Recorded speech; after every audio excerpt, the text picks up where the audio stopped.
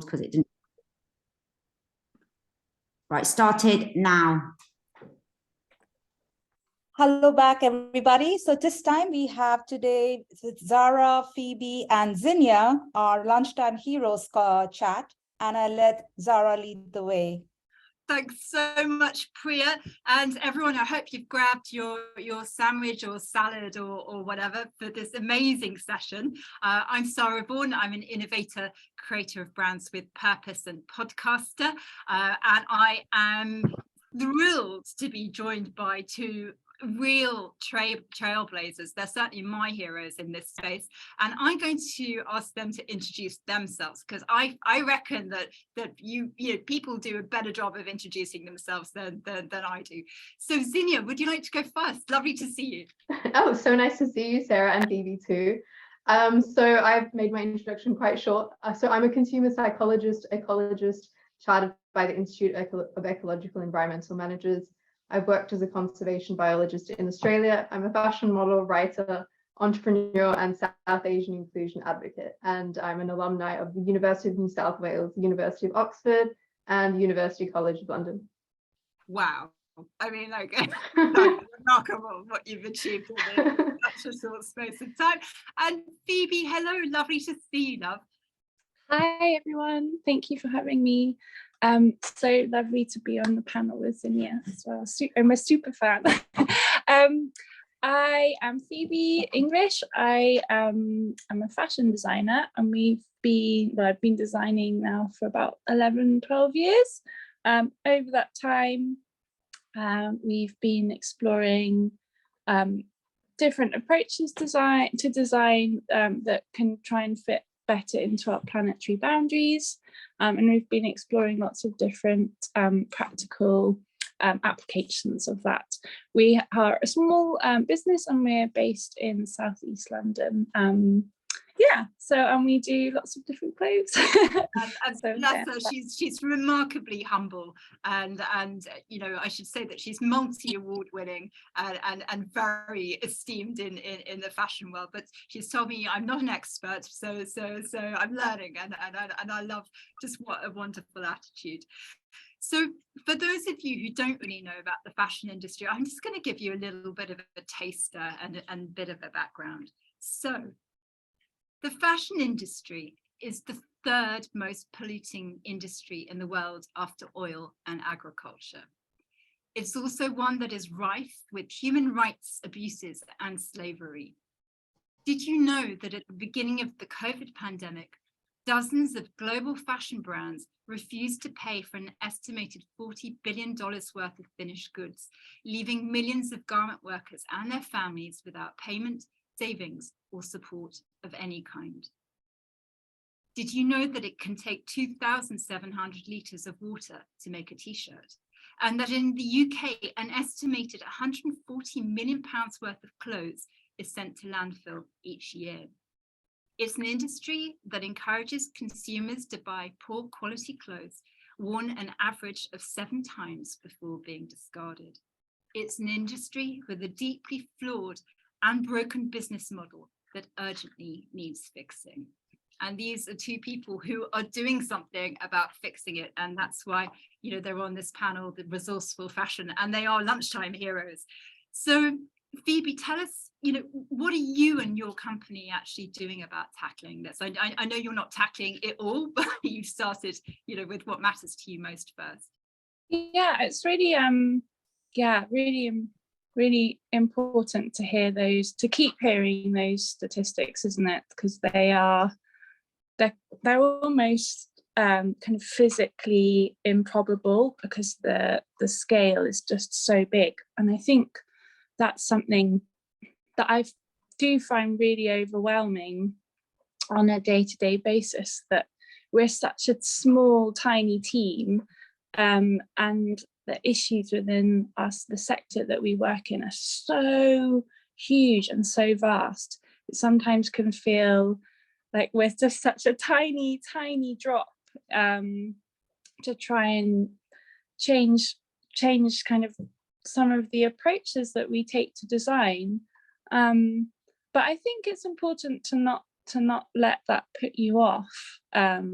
because I think even if you're a small designer or a small company like us, you actually, I mean, I used to think that that was a real barrier to trying to address some of these problematic approaches to design, but actually being small has allowed us to be quite agile and to try things out quite quickly. If it's something we can afford to do, we could try it the next day, which I think, you know, in the ecosystem of the fashion sector, that's quite an important and well, not important, but it's quite a useful place to be in. So we kind of see what we're doing in the studio as hopefully something that's quite useful, that isn't really about us making more clothes or selling more clothes, but it's also really about us passing on our ideas or passing on things we've tried, and hopefully to try and help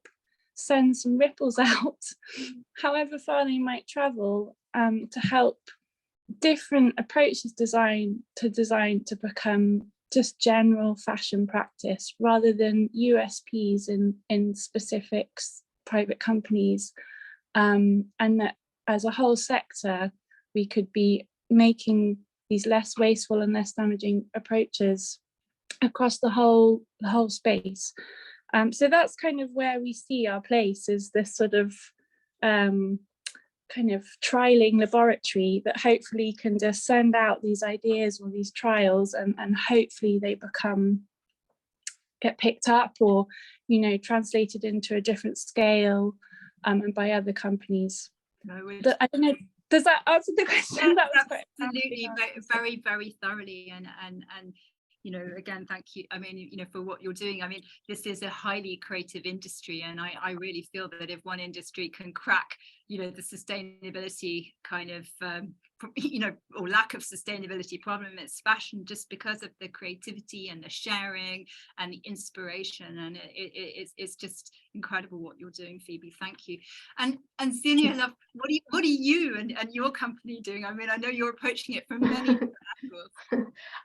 Well, I guess I view it through the lens of the, you know, person of color in the sustainability space. So I founded an advertising, education, and production house called The Dotted Line.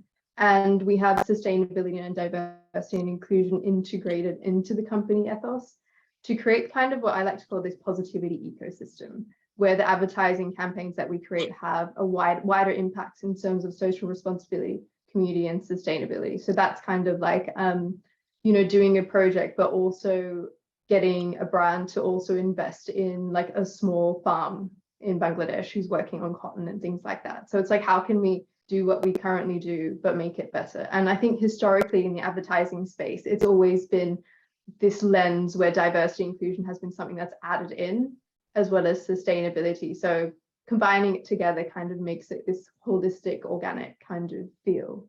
Yeah. No, you're so right about the diversity piece, and like, you know, it's so important to include. I mean, you know, every perspective is so important, and we create far better together when we have more perspectives. So thank you for highlighting that.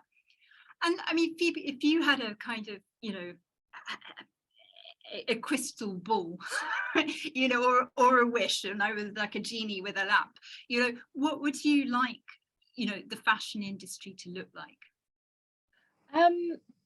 It's hard to know. I mean, we work on a really small scale, as I mentioned, and we're a really small company. And it is hard to see so much clothing being produced, but at the same time, so much clothing going to waste. Actually sort of being in front of conveyor belts of waste garments that have been thrown away, that are kind of due to be shipped to other communities and other countries, is really, you know, it's really problematic. You know, we aren't tidying up after ourselves. Our waste is our problem, and I think a fashion system and a fashion approach that is more in balance with nature and with communities, and is producing less and valuing repairs and valuing clothes that already exist, as well as producing beautiful things, I think would be a far better place to be in. At the moment, we're just extracting to produce things we don't actually need and aren't actually using to their full potential. And I think a lot of that, it comes across a lot of places, it's business driven, community driven, consumer driven. Not that you can be a consumer of clothing, so it doesn't really go anywhere.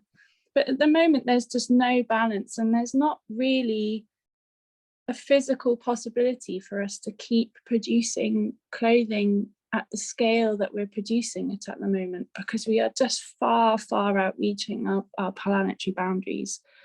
So yeah, in a crystal ball, like obviously we'd be more in balance with our natural resources and the communities that are building and working on our clothes, because at the moment it's just, the scales are just way, way out, and it's completely imbalanced.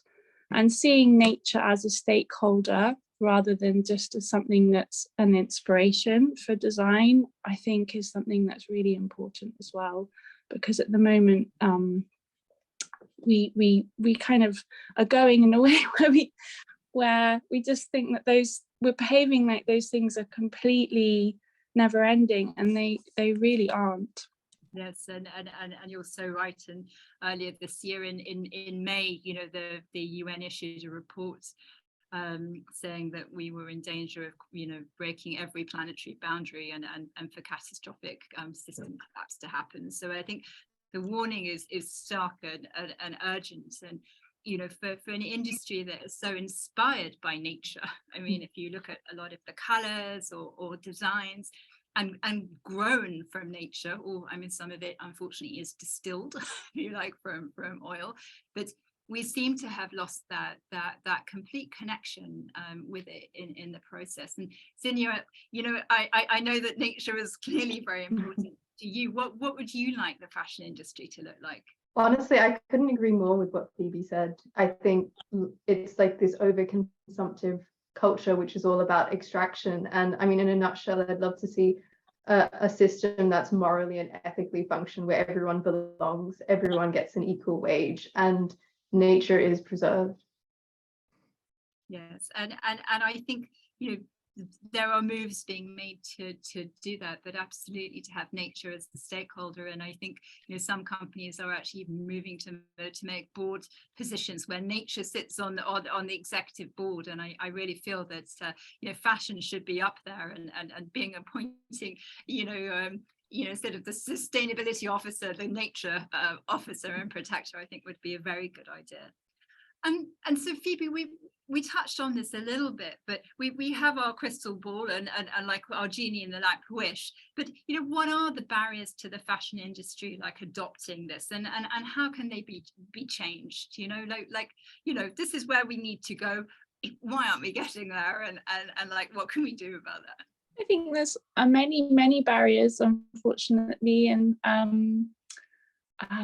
we were recently trying to do a project with Fibershed, Southeast England Fibershed, and it's quite interesting that the farming seasons are so out. The fashion seasons are so out of balance with the farming seasons. We've just sort of become so divorced from our natural cycles that we are just producing at such speed.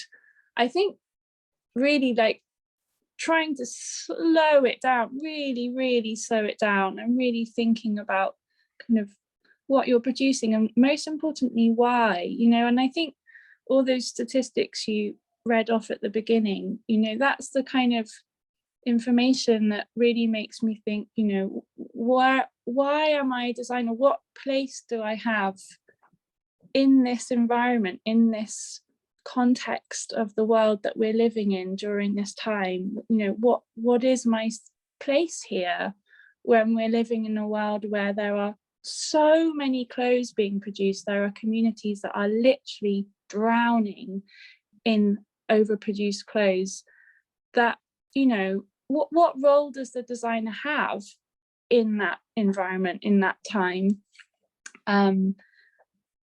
Do we need more clothes, or can we be making them in a different way where we're trying to kind of curb that waste? I've rambled on a bit off the question, sorry. What was the original question? I'm sorry. No, it's really, you know, with your genie in the lamp wish about how you want the fashion industry to be, you know, what are the current barriers to the fashion industry? So barriers are the fact that we've inherited the system that is very, very fast. So we're buying clothes fast, we're using them fast, we're getting rid of clothes fast, we're designing them fast, we're selling them fast, and we're selling them for rock bottom prices. And I think just trying to bring that time frame down is a real barrier, because it's so out of sync with how things are produced and how things are consumed or brought. So kind of reinstating different value systems around clothes, which are so vastly different to what we've inherited, the systems and the value systems that we've inherited and the production systems that we've inherited. That is a real big barrier to jump from this really fast thing to a very careful, thought out, potentially slower thing. And I think making that jump is so challenging for the system, because it involves completely re-evaluating and rethinking and fundamentally redesigning how you design. And that is quite challenging for established businesses. You know, we kind of went through this very slow couple of years of transition where we were doing originally 4 collections a year, now we just do 1, but that took several years for us to transition. And it's quite hard. It wasn't so hard for us because we're very, very small, so it's quite easy for us to change things. But for bigger companies, I can imagine changing, it's like trying to turn a huge ship around, you know, it's quite difficult. So I think those are barriers, and often those things are not potentially financially lucrative, potentially, you know, it doesn't kind of lure business decisions in because it doesn't seem to be as lucrative as the systems that they're already working in. Yeah, so I think making that jump is a challenge, because it's just so different, and it feels very I guess counterintuitive, because making less obviously seems as if it's going to be about making less money, but I think there are just so many different systems we could be building into design that are not just making and producing clothes, if that makes sense. Yeah, and I think Phoebe was so right. I mean, if we slapped a kind of eco tax on most of these companies, they wouldn't be making anywhere near the amounts of money that they're making currently. And you know, for me, it's really about building circularity, and from the very beginning, like, what is the life cycle of this product, and like what happens to it when it dies, and how does it die? You know, so Zinnia, I know you can talk a bit more about this. You know, like, what are the barriers to the fashion industry really changing, and how can they be overcome? So my perspective is more from an organizational one, and I often feel like the burnout rates of staff and the sustainability or diversity inclusion in terms of directorships and stuff is quite significant, because these are the people within companies that are supposed to be changing it on a wider platform, but because you know, all of the barriers they face within the company, they tend to burn out after a year, which means they have to leave, someone else gets put in, and the changes don't really happen at the consumer level.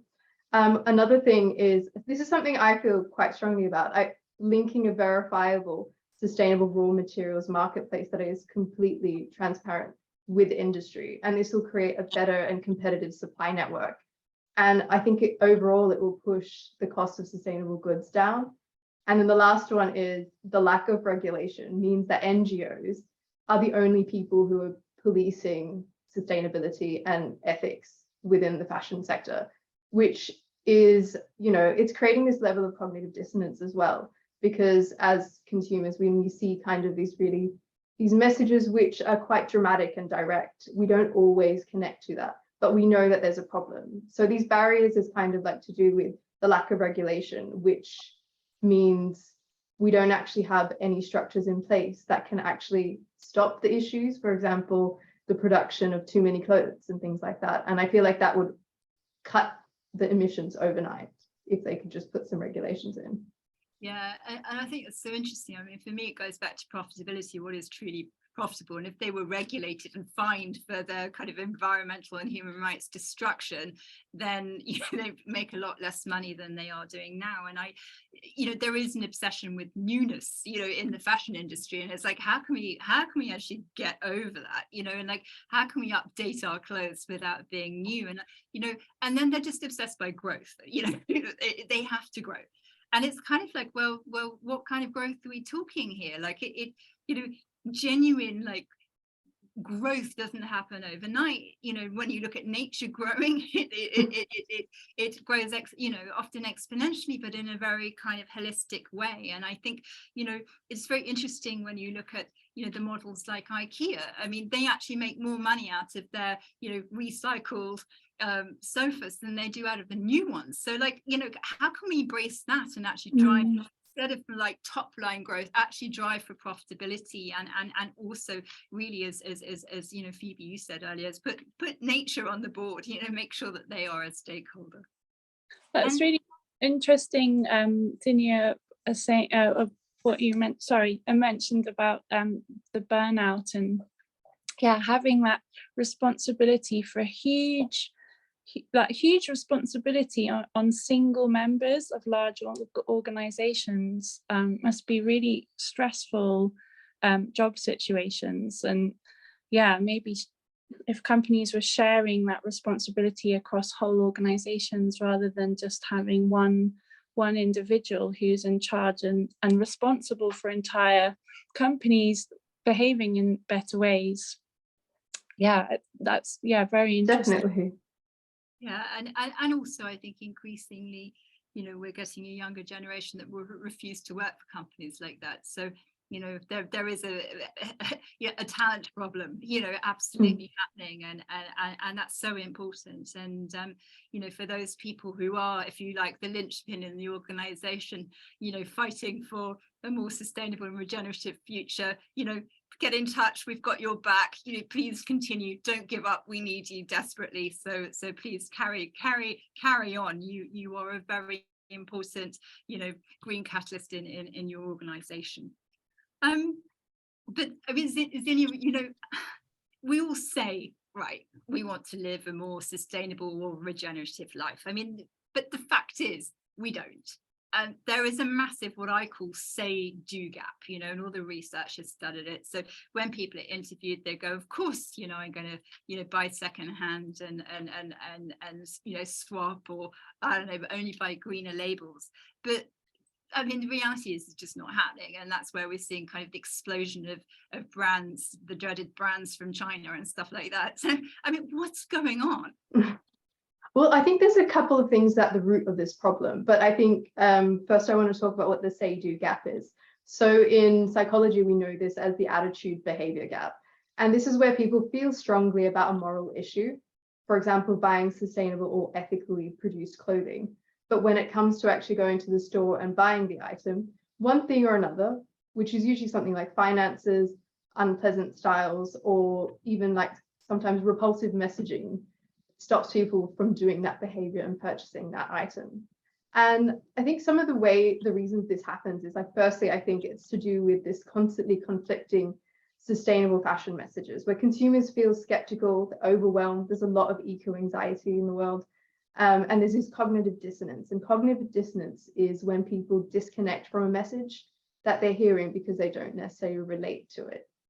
And, in sustainable fashion spaces, sometimes it feels a little bit like a very forced message, almost like, I don't know, an eco-dictatorship. I don't even think that's the right word, but we are always told what we're doing wrong. And there is this need for this positivity, this fun, this level of inclusion in the way we message sustainability and sustainable fashion to make people feel a part of the movement. And the reason behind this is, historically, there's been this stereotype, which is hippie vegans and a lot of people in the public don't necessarily relate to that. So that cognitive dissonance results from that. And a second area that really is an issue with the attitude behavior gap is shaming people. So for example, there's this culture of telling people to buy these really expensive sustainable brands, which not everyone can afford. But it's also to do with how you use the item and not necessarily exactly where you buy it from. For example, you might have an immigrant mum who can only afford one H&M t-shirt, but she ends up using it for 10 years. That's still better than someone who buys, for example, 4 Stella McCartney t-shirts and throws them out after a year because they're no longer trendy in the fashion season. So it matters how you use the item and not just where it's from. And finally, I feel the third thing is sustainability needs to be viewed in line with your personal values, morals, and ethics. So some people will find leather and wool, which is biodegradable, sustainable, while other people might think that's ethically unsustainable. And nylon, which is made from petroleums, is ethically sustainable. And the truth is they're both actually right. However, both parties would fight each other. And it's important to make your decisions based on your personal morality and ethics, and also respect the views of other people in it, because you're going to find people that disagree with your point of view. And I feel like that's one way to overcome the attitude and behavior gap, where you're living in line to your own morals instead of what other people are telling you. So that's my perspective on it. Yeah, Zinnia, I think that's so helpful. I mean, one thing that I use, which actually was given to me by Olivia Firth, is the 30-day wear rule. You know, so whenever I look at something, it's like, will I wear this 30 times? And actually, it's really, will I wear it more than 30 times? I mean, 30 times is a basic minimum. So, you know, I really wear my clothes, if that makes sense, and often they're falling apart.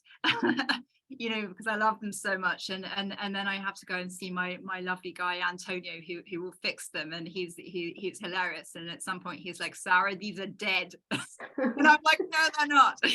Please mend them. And I think that's so important. And you've got amazing young superstars like Josephine Phillips setting up Sojo, which is a you know, an app to help you find people to mend your clothes. And I would really recommend that you get to know, you have your own Antonio to help you with those things. Phoebe, do you have something you wanted to add about this say-do gap? I mean, I just always love being on a panel with Zinnia. I always learn so much. I've actually obviously been thinking about this a lot in the studio, but I didn't know there was a term for it. So it's really interesting to hear that terminology. And yeah, I mean, we work a lot in education, because I really believe like the next generation of designers really need to have these ideas embedded into their practice from a young age, rather than being like me, where I had to kind of turn around what I was doing over a long period of time. And that's definitely something we try to pass on, that there isn't, I think often with the students, they want a right answer. They're aware of all the issues. They've watched the documentaries, they've heard the horrendous statistics, they've seen pictures of landfills, you know, and they kind of want a right answer. And Zinnia's totally hit the nail on the head there. Like, there isn't a right or a wrong answer. There are many different routes to different solutions for different communities and for different personal belief systems. And I think being aware of all of the different ways you can take it, and I think that's something we kind of, on our journey of transitioning how we approached our raw materials and how we approached our design systems, was definitely, you know, there were lots of, you know, paths that came to crossroads, and, you know, we had to decide, you know, do we want to use recycled nylon because of the potential for increased microfiber shedding, or do we want to use wool? You know, so it's really about being aware of all of the different routes, and then and maybe testing them out. And that's what we did over subsequent collections, is we tried to use these different materials or these different approaches, and we just slowly worked out which ones we felt more comfortable with, or we felt worked better for us or for our clients or customers, because there really are so many routes that you can and so many routes to different solutions that you can take, and that might be different for different regions in the world, and for different belief systems, and for different people, and for different customers as well. So yeah, there's many routes. Yeah, I think for those listening, can I just remind you to put your questions actually in the Q&A rather than the chat, because everyone's getting very excited. So so please put them in the right place. Bless you. Sorry, Zinnia. Oh no, I was just gonna say, sorry. Yeah, I something that you mentioned there, Phoebe, like really like resonated with me, because I just ran a research project looking at sustainability within the fashion sector from the, you know, from the perspective of stakeholders within it.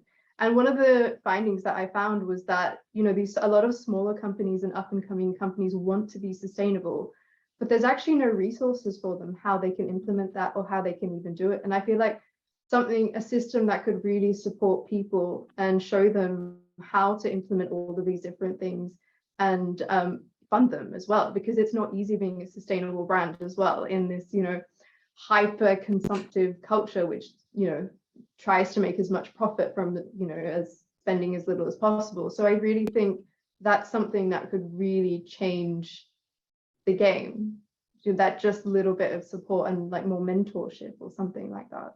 For Yes, sure. yes, definitely. And I also think we need to change the role of the influencer. I mean, you know, influencers are paid to promote newness. You know, red carpet photographs are very eagerly awaited, and it's kind of like, how do we also change that model? I mean, like, you know, how you know, have either of you got any ideas? I'm still thinking it through. How do we actually change it? I guess from our side, I'm actually really quite like more of a kind of pencil and paper kind of person, and I don't believe we've actually worked with any influencers. I may be wrong, but it's not really a route that we've really gone down. So it's something I think, you know, has been on the list, like must learn about influencers. But I do know that they are, you know, they do have a tremendous amount of power and influence, as in the name suggests. But yeah, it's not something I'm super familiar, so I feel like I wouldn't be able to answer this question very well, maybe. What are your views? Well, I first of all, I have to add a disclaimer here. I mean, I guess working as a fashion model in the fashion industry, the irony of that is not lost on me. So it's sort of like, I suppose, technically that would make me some kind of clothing influencer as well. So I guess I think one thing that does need to be completely like removed from influencer culture is like, sometimes you see these videos of like clothing hauls where people are kind of buying like 30 to 40 items from something like Boohoo or something like that, and then they're just like trying them on and then like throwing them away. And I feel like that is something that needs to stop. And another thing I think that would really change things is if you know, as celebrity culture, if we re-wore the same kind of outfits over and over again. So most of my outfits that I wear, I usually get from a stylist and then return the item. So I don't actually keep anything. So it keeps everything almost like this re-wear kind of, what do you call it? Like a borrowing economy. So that's how a lot of the stuff I wear is used. But personally, behind the scenes, I guess I'm a minimalist, so I kind of only have very few items and that kind of thing. So I guess the two are a little bit misaligned in terms of the real world and like the image I portray. But in terms of influencers changing the sustainable fashion landscape, I agree with Phoebe. I think there's such incredible power in the way that they can influence. And if that is used for good, as, you know, a social message where, you know, you can use an item more than 7 times before you throw it away. I think 7 times is the average amount people wear an item before they get rid of it. Sure. So it's sort of like, how can we change that culture and make it trendy to wear the same t-shirt over and over? Because there's nothing wrong with it. Yeah, I couldn't agree more. And that leads us really nicely into you know, what are your top tips on how to be more, you know, resourceful? You know, what sources, materials, you know, insights? I've got my 30-day wear, you know, rule, which is actually probably more like 60, you know, at least. You know, what are your top tips, Phoebe?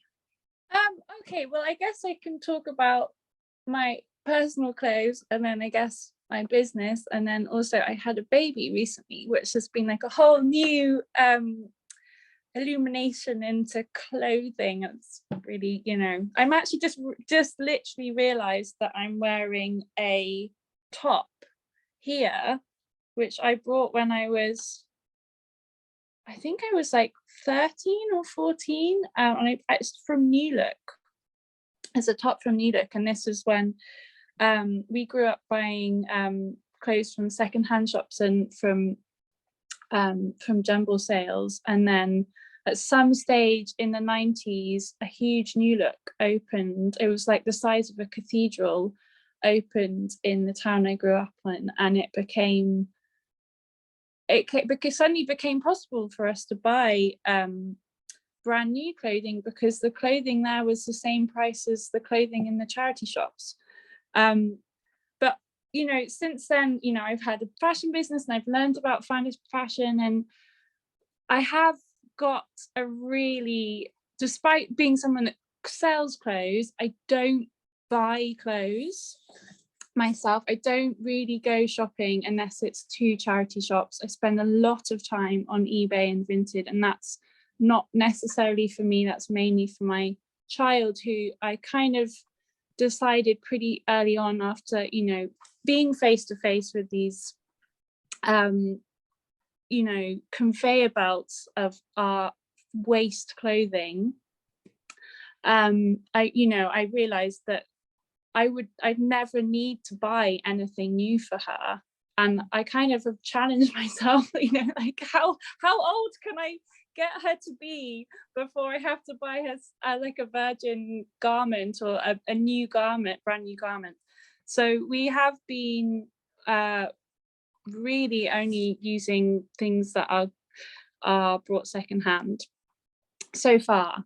I had to buy her a comb, I think, which was annoying, but it just had to be done. But in terms of clothing, yeah, we've got 7 months in, and the challenge is continuing. And I guess in the studio we have that similar outlook of this kind of it's this sort of kitchen cupboard ethos. This is how I describe it to people. So I guess if we try and see, we do see a lot of parallels between material and fabric and food. They come from the same place, they all come from the earth, they all go back to the earth. Both of those things, you know, it's just fibers sit on the outside of our body, hopefully, and food goes to the inside of our body. So when we're cooking a meal, you know, we check what we have in our cupboards before we go to the supermarket to make something. So we try and do the same thing in the studio. So we're trying to use up everything in our cupboards before we ever buy anything new or bring anything new. And that's kind of now transitioned into trying to use up what's in other people's cupboards or other people's rubbish bins. We've sort of started to build this network of waste sourcing, and that's really about re-looking at fibers in a different way and really valuing fibers in a different way. Even if it's a small scrap, it's still been grown probably, or extracted, or it's been worked by someone, and it's been accrued loads of carbon in its production, and it's traveled loads, you know, so why are we just throwing it away? So I guess looking at what we already have before ever committing to anything new. Does that make sense? Completely. And Phoebe, you're right. I mean, there are warehouses and warehouses full of dead stock material that you know, fashion companies have basically put in these enormous warehouses. Yeah, but also think, just, you know, bin liners and bin liners of scraps going into the rubbish bin and going into landfill, because there aren't any collection services for that pre-consumer waste, textile waste in this country. Unfortunately, there is nowhere for people who are producing waste fabric to send it, that it just gets sent into general landfill where it doesn't break down because there is no oxygen. So all those things are useful and they can be used, and their material is really, it's a long, expensive process. It's time expensive, water expensive, carbon expensive, to produce, there's no stage where we should be throwing it away and burying it. Like, we should just be reusing as much as we can before we even think about producing any more or buying any more in. So that's kind of how what we're kind of exploring at the moment. Thank you. Just amazing what you're doing with recycling stock, and I love this, because you were a textile, textiles are your thing. I mean, it's just amazing the way that you are turning it on its head and doing it so inspirationally. Zinnia, what are your top tips for people like listening in, the individuals and companies, on how to become more resourceful and dare I say, even regenerative? I think there's this idea of psychological sustainability where our values, morals, and ethics, the way you interact and treat people around you, the way you live, and all of that's kind of aligned in one. And that might mean for you, as it does for me, like minimizing what I own. And one of the things that I've always been a minimalist, because I'm actually allergic to clothes. So I actually have an allergic reaction when I have too many clothes, or like if I actually can't go into secondhand stores because I get an allergic reaction, and it's from the dust mites whenever clothes are like piled up too much. So I physically can't own a lot of things myself. And I think one of the things that we can do to be more resourceful is to really think about every item that we purchase. That's not just clothing, like, do we need like 2 computer mouses or something like that, and each thing that we do has to be thought of in those like different lenses and those different ways. And yeah, I feel like this is quite a large question, because you could kind of talk about it from so many different ways. I mean, Sarah, what's your perspective on this? Oh, good one. Thank you for pointing that back in my direction. Well, I mean, first off, I mean, one of my tips is, just buy less and wear what you buy, or swap more, and do look into alternate sources of getting your clothes. The research actually shows that whether you bought it new or whether you like scored it in a second-hand store, you have the same emotional hit and you have exactly the same kind of emotional reaction of like when you get bored with it and when it goes in the back of your closet. So keep yourself on those endorphins, if you like, and keep swapping and sharing your clothes. Definitely have them mended or altered, because I think that is very important. And just really think about like, what, how's this going to live? Like, where's it going to go next? I mean, I love all these, Phoebe was talking about her baby, all these amazing, kind of baby swapping services, and even for toys where you can rent them at certain ages. Oh yeah, the toy libraries are great. Yeah, so great. Yeah, and I just think this is really phenomenal, and there are so many tools for us to now look at, to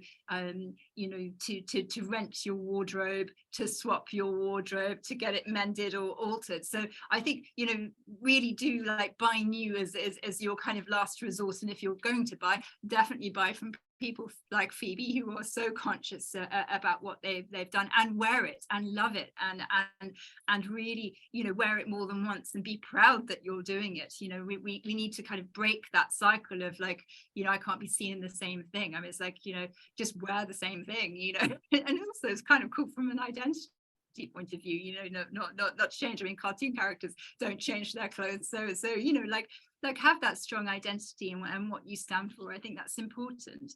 And then I think there are some amazing resources, like the Centre for Sustainable Fashion is doing a lot of online courses on sustainable fashion. Yeah, we did some of those courses when we first sorry to jump in, but yeah, I really recommend them when we did them as a team, so that we were all learning together. And that goes back to not having one person in an organization that is solely responsible for those decisions and ideas, but spreading it across the whole group. Yeah. But yeah, I really recommend them. They're great. It's really great. Fantastic. So definitely look up the Centre for Sustainable Fashion courses. They're online. I think there are people from pretty much every country of the world on those courses, and that's phenomenal. And I think, as Phoebe says, also make make, I mean, I prefer to talk about regenerative because sustainability in a sense it almost isn't doing enough, but you know, it should be part of everyone's job descriptions. I mean, when I create brands with purpose, it's like it's embedded in the DNA. It's not an optional extra. It's like everything you do should be you know, taken through that lens of like, how does it affect people, how does it affect the planet, and like how can we do so positively and not leave a negative footprint. Gosh, we've talked quite a lot. Sorry, Zinnia, over to you. Oh no, I was going to say something. I remember we talked about this briefly, and it was about how regenerative fashion is now kind of a thing that we're seeing a lot of. And actually, the fashion industry tends to be 10 to 15 years behind the farming industry. And the farming industry, you know, like if you go to Tesco or something, you know exactly where your asparagus or your potatoes are from. Like it says the exact farm, the exact location, and everything. Everything is completely traceable. And that idea of regenerative and traceable things like even cotton is kind of coming into fashion. It's not quite there yet in terms of where things are from. And I think increasing that transparency might be quite cool.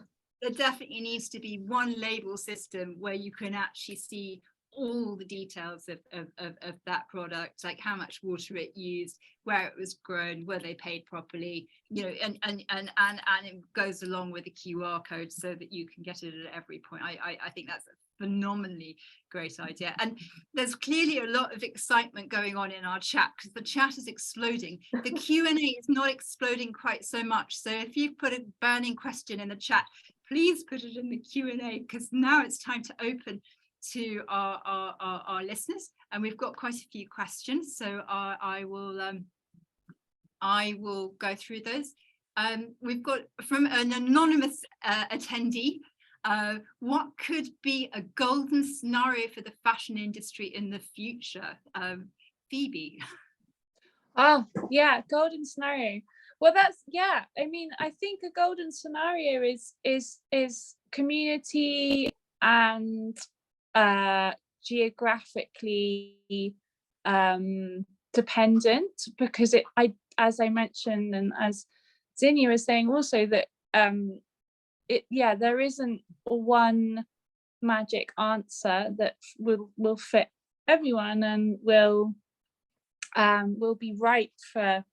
If you think about how many people there are in the world, there's, you know, the same amount of different approaches to design and making things. So I think, you know, geographically, you know, in relation to where things are made and how they're made, fitting more delicately and more respectfully into how things are produced, how they're grown, why they're made, you know, what is needed, what isn't needed, how much is needed. Do we need to always be making things? Maybe we could also be putting the same energy and the same emphasis and the same value on to repaired items.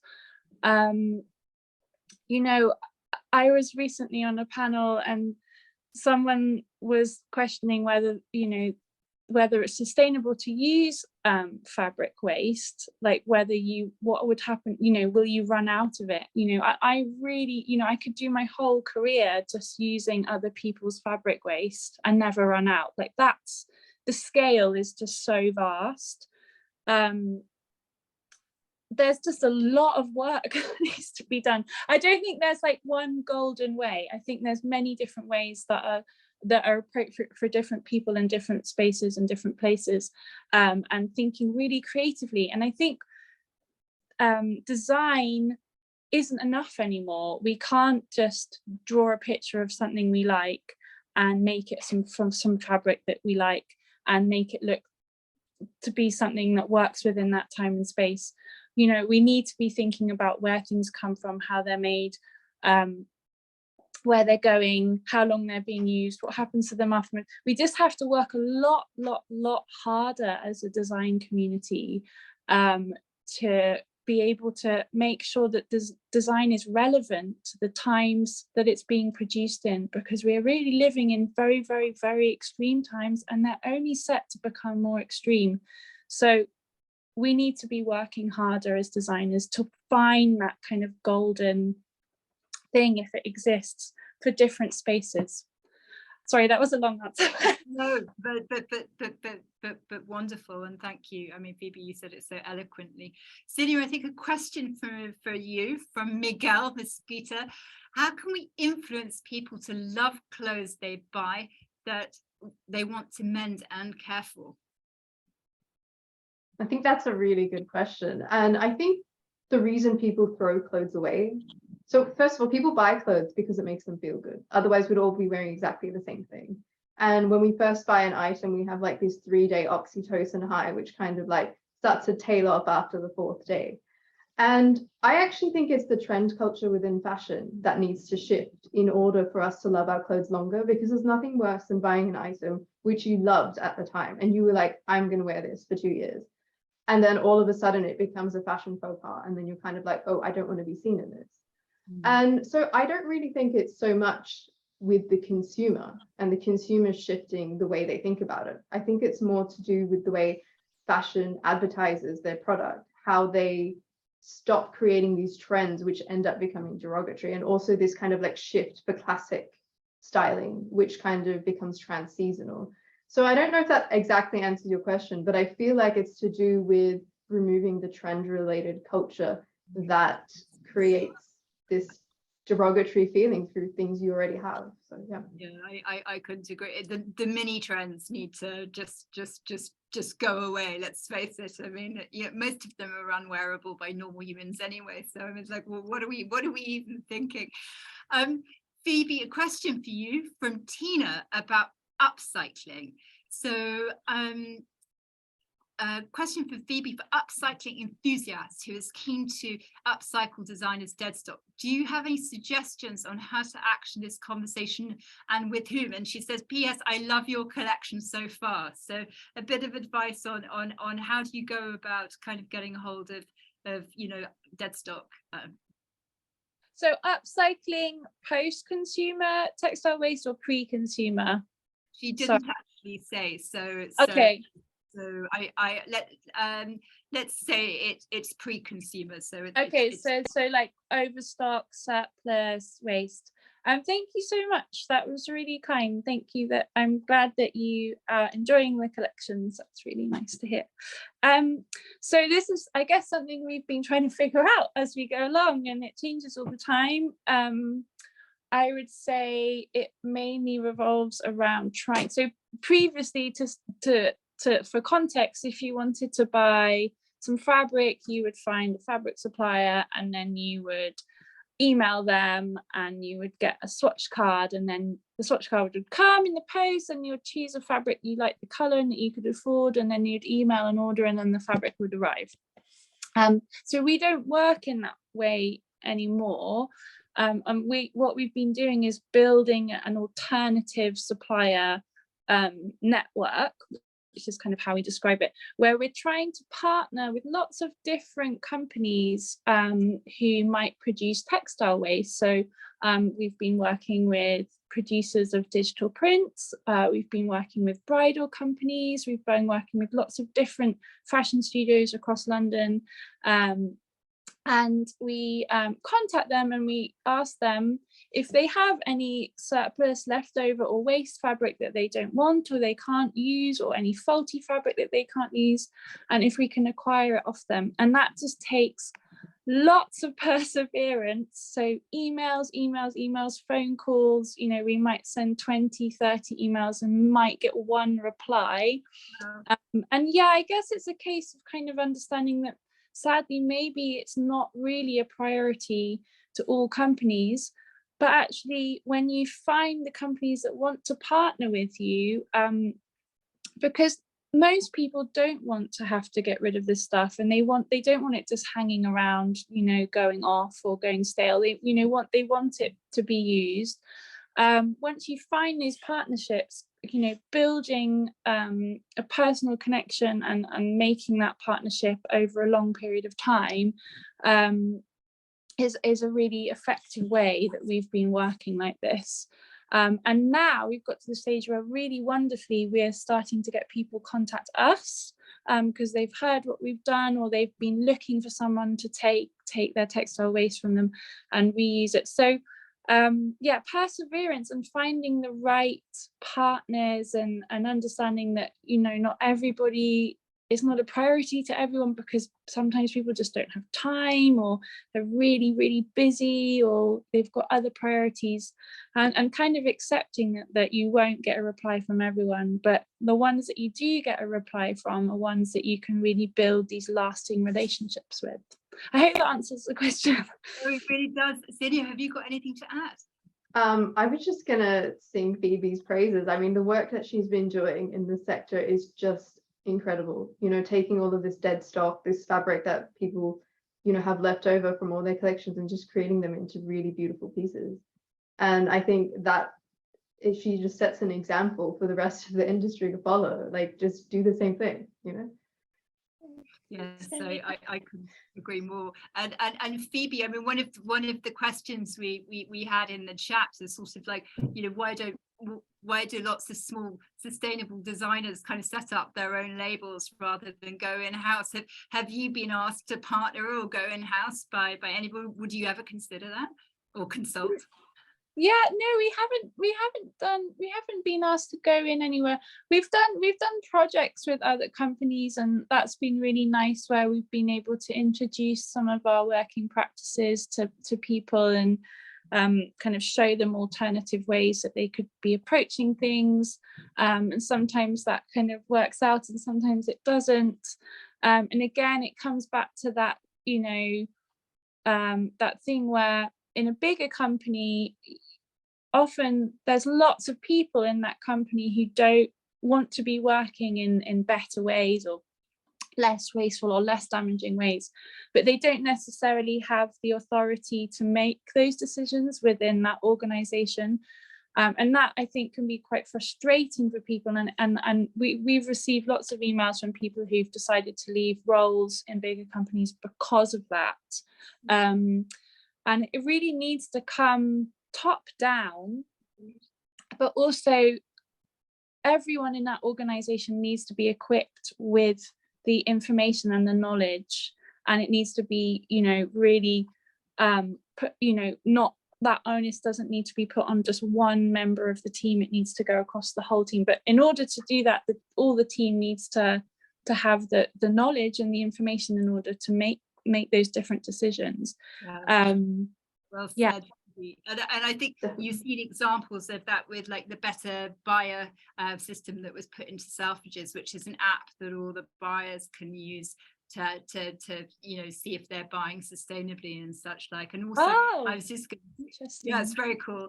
And also I was just going to mention Queen of Raw. I interviewed Benedetta for my Start Somewhere podcast, and who founded it. She's amazing, and Phoebe, if you don't know her, I will put you in touch with her. But sadly, we have come to the end. That has gone far too quickly. I can't believe it. And I just wanted to say an enormous thank you to two people who certainly are my heroes, not just for Lunchtime, but for Lifetime. Thank you so much to Phoebe, and thank you so much to Zinnia. Keep going with what you're doing. You are so inspiring and so incredible, and bless you for your forthrightness and your courage and your bravery in doing everything. And a question for the hosts. We've been asked if we can save the chat. I'm not sure if you can do that, but quite a lot of our so much useful information was going on, so there's been a request for that. Yeah, we can do that, no problem. Thank you so much, Sarah and Phoebe. It was so amazing chatting with you both. And Sarah, you know, you are so incredible too with the work that you do. So I feel like you're my Lunchtime hero. So, you know, I don't feel like it's just us. I think it's all of us together. Bless you. I've learned so much, and I always learn so much. It's just so fascinating to hear all the amazing research that Zinnia is doing, and you, Sarah, as well. And I just, so there's just so much hope and knowledge and alternative systems we can be working on that are just really exciting. So thank you for sharing. Thank you so much, everyone. I'm sorry we have to wrap up. We're running a bit late, so I really appreciate all the conversation we had, and we'll be sharing the chat with all the attendees. Thanks, Oh, Zinnia. can you share it with me too? It was really good. Absolutely, Zinnia. No Thank worries. you. Thank you so much, and have a great rest of festival. You've got some amazing other speakers lined up. All our lunchtime heroes. Thank you. Yes. Amazing. Bye. Bye.